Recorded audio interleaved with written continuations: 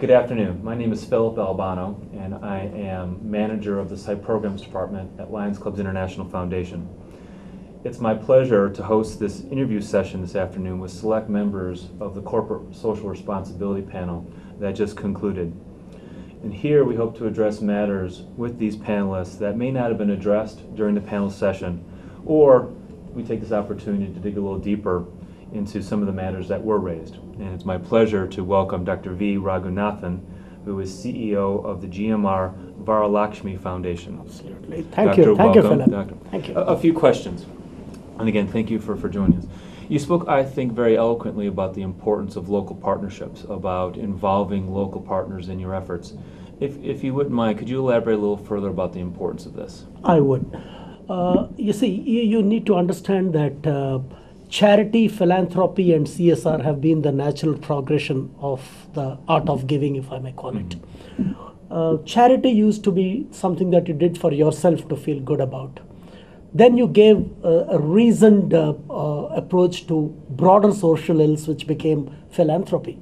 Today, when you talk about corporate social responsibility, you are talking really about something which corporates don't do because they, coming from a higher platform of giving, but something which is the only sustainable way. Things cannot be left to the government alone. Corporates have to be as responsible towards the broader stakeholder group as anyone else.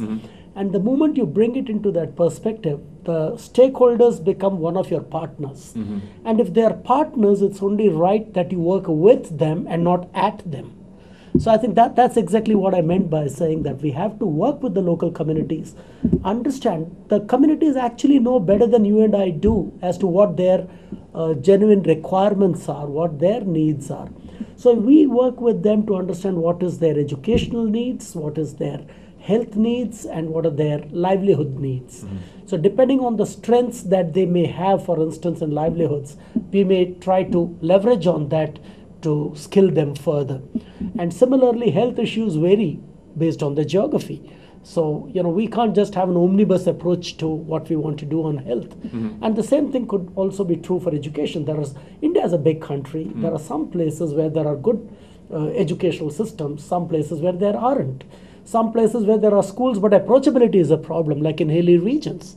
So there you may not need to build a school, but if you could put half a dozen school buses, it makes a big difference to the community, for instance.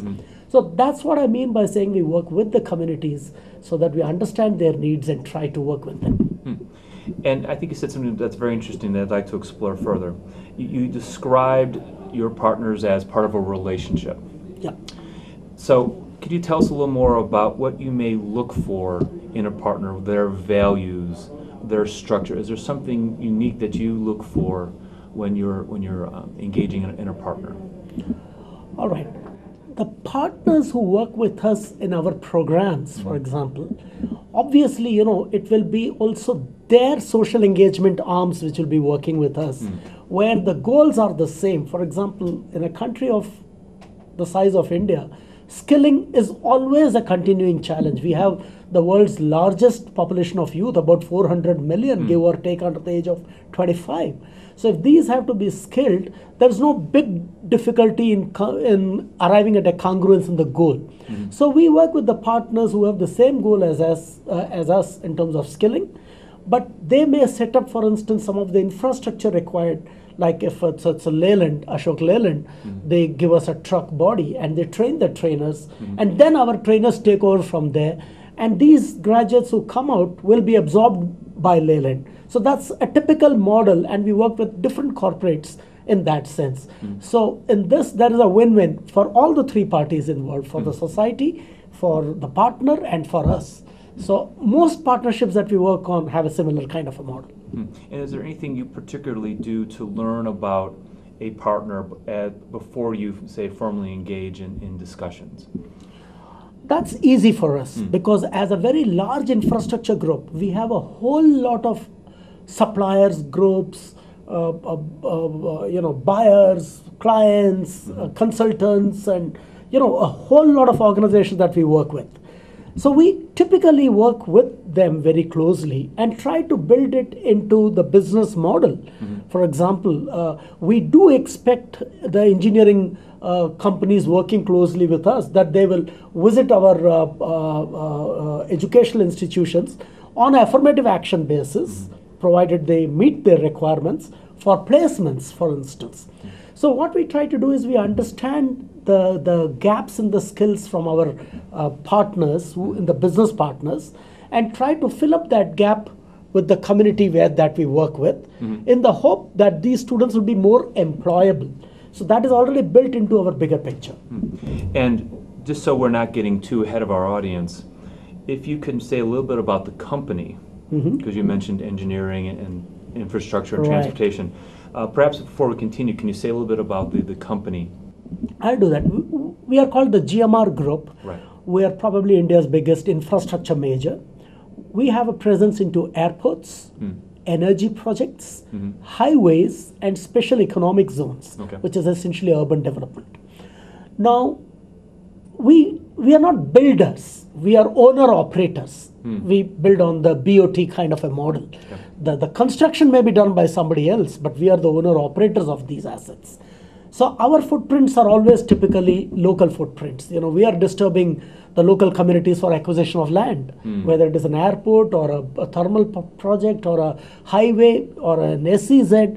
We are always creating a local disturbance. That's the reason we put enormous priority on the communities, because it is their lives that we have in many ways disturbed, and we certainly owe it to them to work with them to make them feel that they were not a loser in the bargain, they were actually gainers in the bargain.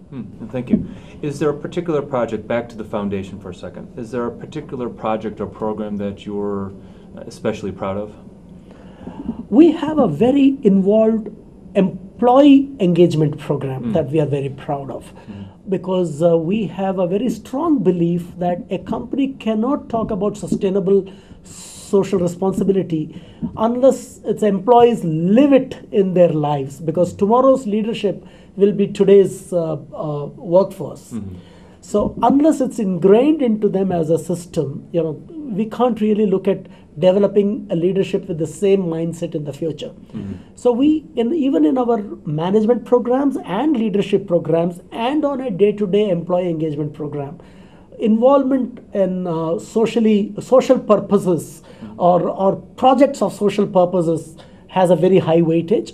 It even enters into their evaluation system, for example. And the organization gives them 3 days in a year, for instance, to engage themselves in a socially responsible projects. And we even make resources available to them in terms of money, which they could draw, they could top it up, and some of them don't touch it at all, and they just, but these don't have to be necessarily in line with the 3 verticals that I talked about, namely education, health, and livelihoods.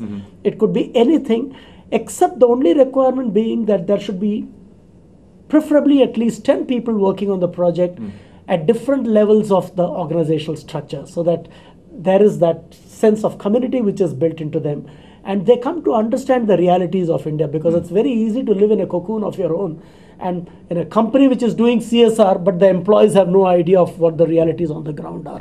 So we are very proud of that. Well, thank you. There's so much more I would like to talk to you about, but our time is short, and I'm sure that's the same for our audience. Thank you. If our audience wants to learn more about the foundation, what would you recommend that they do? Very simple. Actually, we have a pretty elaborate website. You could go to the gmrgroup.in. So the foundation is right there. Click on it. Excellent. Doctor, thank you for your time. Thank you so much. Thanks a lot.